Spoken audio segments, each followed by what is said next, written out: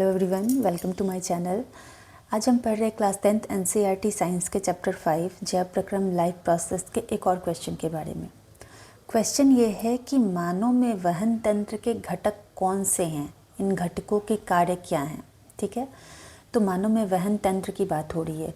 वहन तंत्र क्या है? सर्कुलेटरी सिस्टम, ट्रांसपोर्ट सिस्टम, जिसे हम सर्कुलेटरी सिस्टम भी कहते हैं। ठीक है, और घटक की बात हो रही है, तो घटक क्या होता है? कंपोनेंट्स। तो यहाँ बात हो रही है कि सर्कुलेटरी सिस्टम मतलब वहन तंत्र के घटकों के बारे में, सर्कुलेटरी सिस्टम के कंपोनेंट्स के बारे में। ठीक है, तो अब हम यहाँ बात करते हैं, पॉइंट वाइज बात कर रहे हैं कि मानव में वहन तंत्र के घटक कौन से हैं और उनके कार्य क्या है। तो सबसे इम्पॉर्टेंट फर्स्ट जो कंपोनेंट होता है वो होता है हार्ट, हृदय।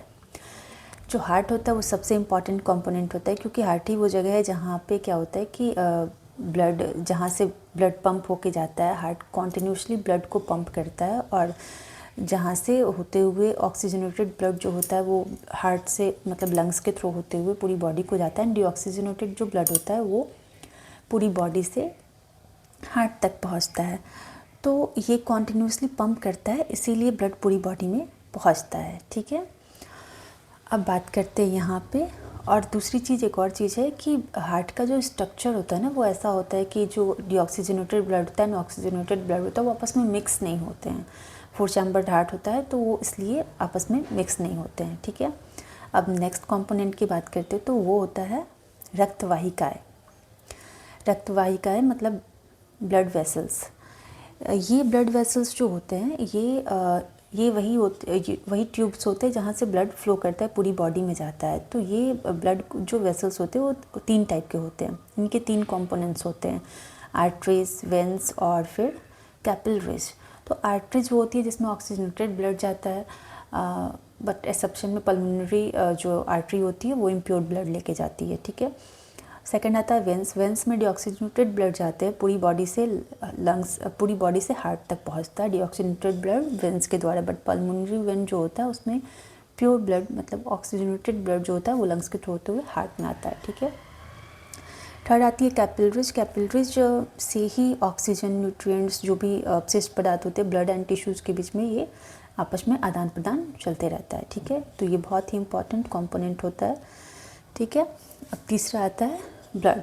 रक्त की बात हो रही है, रुधिर की बात हो रही है। तो ये ब्लड जो होता है ये ही ब्लड वेसल्स से बहता है। ब्लड क्या होता है? ब्लड एक फ्लूइड कनेक्टिव टिश्यू होता है, और ब्लड ही होता है जो पूरी बॉडी में घूमता है, और इसके थ्रू ही ऑक्सीजन, कार्बन डाइऑक्साइड, न्यूट्रिएंट्स जो भी है मैंने यहाँ पे लिख दिया है, वो सारी पूरी बॉडी में सर्कुलेट होते रहते हैं।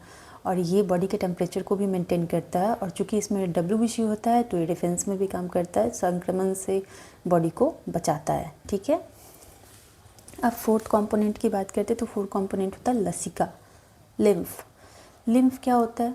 ये सर्कुलेशन में हेल्प करता है, बट ये होता क्या है? तो लिम्फ जो होता है ना, ये इसका पूरा एक सिस्टम होता है, लिम्फेटिक सिस्टम। तो लिम्फ जो होता है वो एक फ्लूइड कनेक्टिव टिश्यू ये भी होता है, बट इसमें RBC नहीं होता है। इसमें ब्लड प्लाज्मा होता है, एंड फिर WBC होता है, बट इसमें RBC नहीं होता है। तो ये इनका एक अलग सर्कुलेटरी सिस्टम की तरह ही इनका एक अलग नेटवर्क चल रहा होता है, जिससे हम लिम्फेटिक सिस्टम बोलते हैं। तो ये लिम्फ बनते कैसे हैं? लिम्फ जब क्या होता है कि जब ये ब्लड कैपिलरीज के थ्रू ब्लड जा रहा होता है, तो उसमें से ब्लड कैपिलरीज से बहुत से ब्लड प्लाज्मा जो WBC हैं उन तो कुछ और कुछ प्रोटीन्स होते हैं, वो छन के क्या होता है ना कि ब्लड जो सेल्स के बीच में जो स्पेस होता है ना उसमें पहुंच जाते हैं, और ब्लड कैपिलरीज से बाकी ब्लड चले जाते हैं। लेकिन जो सेल्स के बीच में जो स्पेस होती है उसको बोलते हैं इंट्रासेलुलर स्पेस।